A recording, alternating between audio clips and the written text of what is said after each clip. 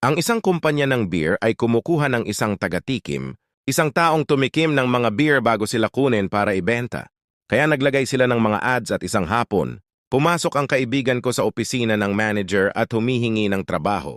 Sinubukan ng manager na malaman kung paano siya maitaboy, ngunit hindi siya makaisip ng ideya, kaya nagpasya siyang bigyan siya ng pagsubok.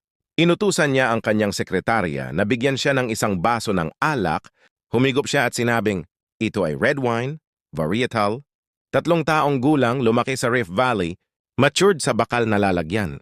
Tama yan, the manager exclaimed. Well, bigyan mo siya ng isa pa, tingnan natin. Kaya binigyan siya ng isa pang baso ng alak.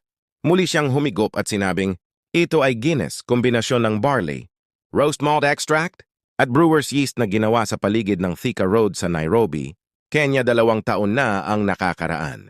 Hindi ka panipaniwala, sabi ng manager.